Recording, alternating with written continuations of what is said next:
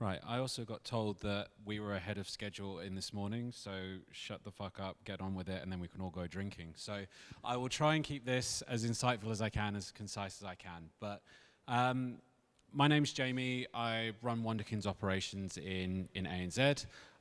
For those of you that don't know who Wunderkind are, we've very much been given around, quite honestly, it's customer identification. So we have an autonomous marketing platform that infuses the identity and the AI into basically trying to help turn most of that anonymous website traffic into known reachable customers. Very simple premise. If you don't know you can't reach who you can't see. So that's where it's been. And I think more importantly than that, what we have also then tried to overlay with this is to drive revenue outcomes. So not just saying, hey, we've got an ID rate, but actually then turning that into actionable revenue that we can guarantee with the reliable lift. The reason for, I guess, us standing in front of you, or me, is that we know that marketing is essentially drowning in data, but actually what it's starving for is identity. There's so much more availability for brands, for agencies to leverage what's there. But it's really a case of, we still know, and as Hugh's pointed out, and it's part of the danger of speaking last, where a lot of people have already made the points, there is a huge amount of people that visit sites that stay anonymous. What that means is it then really looks at the life cycle programs where it's under-messaged, because we're not reaching enough of those people. The actions that they're taking aren't being worked into the life cycles, they're not being applied into the paid media, and it's because they're going anonymous. So there is that point of, there is the great meat and the tiny bottleneck. Moreover than that, I think it's really helping how we turn that into revenue. Now, historically, Wunderkind has been a bit of a black box, and there's a reason why, this is the first agency summit we're doing. Previously, a lot of what we did was isolated within our platform. We controlled a lot of the creative, we controlled a lot of the strategy, a lot of the logic was determined here. Over the last year, what we have done is essentially pivot the proposition quite massively to become more of a partner. We are going all in on partner-led activities, and for me, that starts with agencies, particularly in Australia, where we know that there is such good work being done. That's what we have to lean into. So I think within that, what we've also then focused on is, well, how then do we focus on the existing tech stack? What we don't necessarily want to be is another platform you have to squeeze in, or, hey, we're going to take certain flows out of Klaviyo, where it's campaigns here or it's triggered there.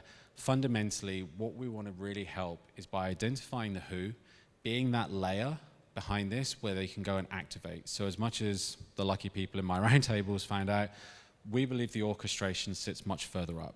What we want to do is help with the identification to make sure that the AI, with the data that it takes in, has the most reliable, has the most up-to-date, and has the most deterministic customer data that can then be acted on. The more reliable the data, the better powered the AI becomes. And that's essentially, I guess, how we talk about winning.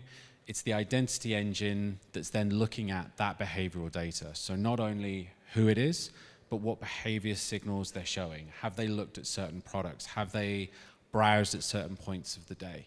It's really a case for us of then saying, we know who this person is, we know what they're doing, and we know how they're doing it. And that's what we want to put back into, there we go, the decisioning on who to reach, when to reach them, with what content. And finally, the activation layer, which sits particularly within Klaviyo, that sits with you guys from a logic perspective. It's really making sure that a lot of this can be helped to fit the existing strategy, to fit the existing flows, and more importantly, to fit the existing goals and KPIs of what needs to be achieved. In terms of where, I guess, we're creating the agency value, a lot of the existing stacks, we want to make that perform better. It needs to work a little bit harder. Again, why I talk about we don't want to rip and replace or try and squeeze in, there's been time as an investment, and there's been a monetary investment into getting that stack the best performing that it can be, whether that be across the ESP, whether across the CDP.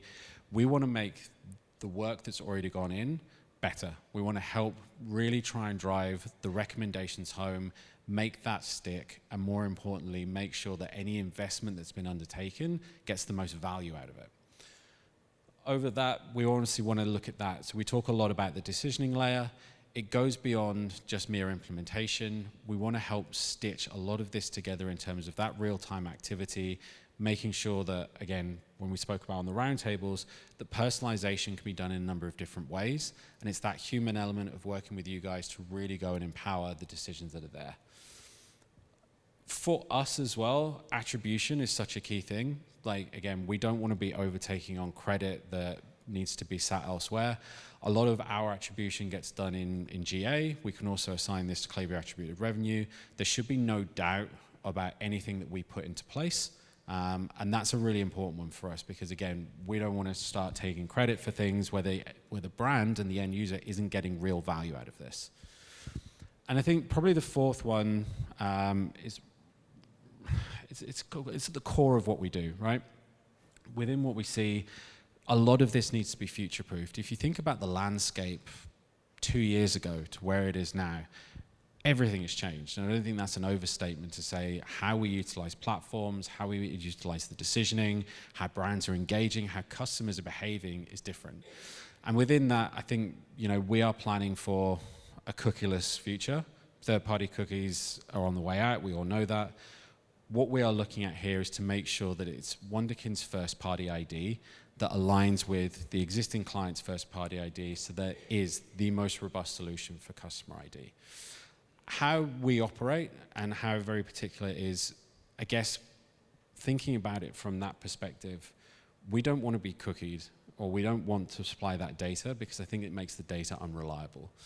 Within this, as we know, as we start to move forward within AI, there is going to be a blurred line on privacy as models get more advanced. Again, we want to make sure that anything that's being done with Wunderkind is to the utmost compliance and the utmost privacy guidelines.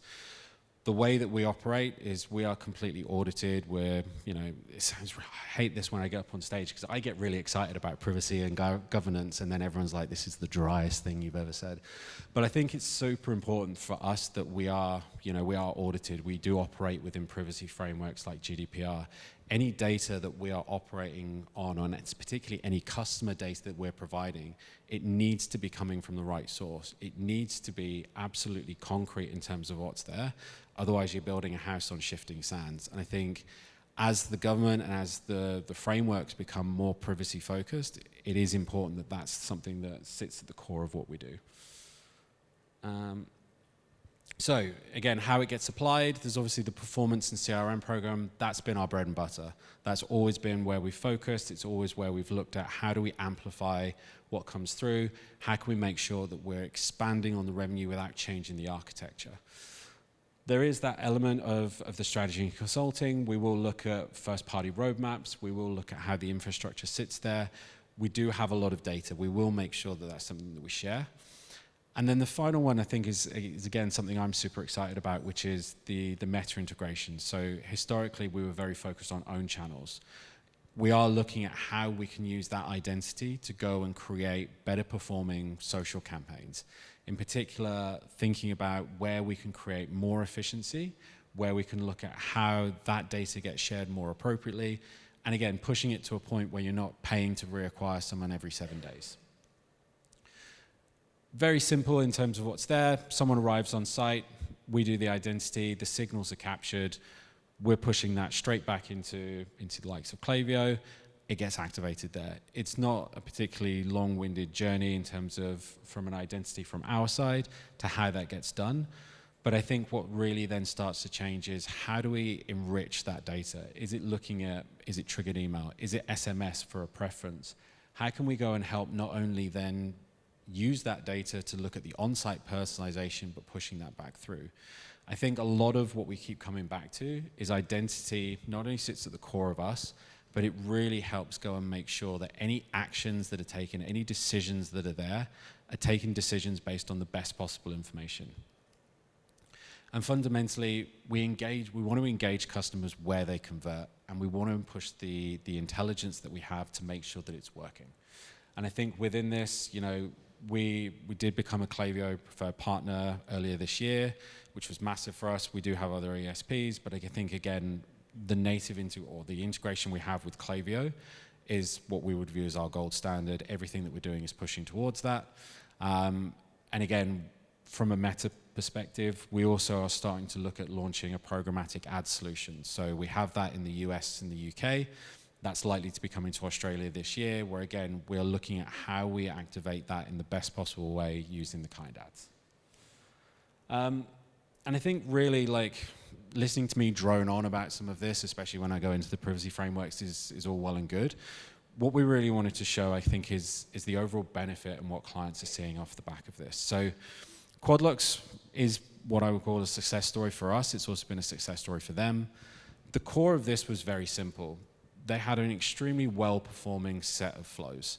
They also had other vendors in the tech stack, but they felt that they were still leaving something on the table. Where they brought us on was not to come and replace, not to come and, rebuild, but actually to say, okay, fit into our existing structure and let's see what you can do. So with the right team, with the right stack, with the right flows in Klaviyo, looking at everything that was there, what can we come in and do? So we were the third vendor in the abandonment queue, essentially. So Klaviyo triggered. Anything that Klaviyo couldn't reach, vendor number one, should we call them, triggered. And then anything they couldn't reach, Wunderkind would trigger. And what we saw was that actually there was a 62% incremental uplift in revenue off the backs of Klaviyo and vendor one combined. So again, we know that immediately after launching within 30 days, we were already seeing that uplift. The amount of people that we were able to identify and put those signals back into Klaviyo meant that there was a 60% uplift in send volume. So again, we know that the ID is there. We know that the volume is there. We also know that we can help go and create on revenue. ROAS doesn't really matter, I think, as a metric, but fundamentally we also can show that it was positive. But I think the real success story within this was, obviously the CRM team was very resourced and very capable. They've analyzed the flows. This wasn't necessarily a strategy problem for what they had. This was essentially a physics problem. And that problem lives inside most brands, which is you can only reach the people you can see. If you cannot see them, you cannot reach them. By us coming on board and being able to look at that, we knew that we were able to drive more. So within that, again, little privacy guidelines, this there. But I think fundamentally, the identity gap is not just an ID gap, it's a revenue gap. And this is the single most fixable, probably most ignored problem in e-commerce. It is starting to become more prevalent, especially with the rise of other vendors, what we're seeing in terms of ESPs buying their own identity solutions. We know that ID directly contributes to this. This is something that is incredibly fixable and incredibly quick. And then finally, I think just to reiterate in the room, maybe it doesn't need to be said, but it's something that we definitely had to do. We want to be collaborators. We're not trying to be competitors within what's there. And I think that's where there has been such this big shift that I spoke about before, where we are now trying to essentially elevate and grow what is already being done, but allow that decisioning to kind of come into the signals that then stream into Klaviyo to really go and optimize. And the final one is just a very fancy graph where, as we've seen since we've launched with Quadlock, there has been a huge amount of revenue that we've continued to drive over time. They provide the site traffic, we've provided the conversion tools to really go and look at this. And I think within this, fundamentally, because of the way that we operate, there is more of that push on not just revenue, but incremental revenue that's been attributed and cleaned properly. So that together, I hate the pun, but the future is wonderful.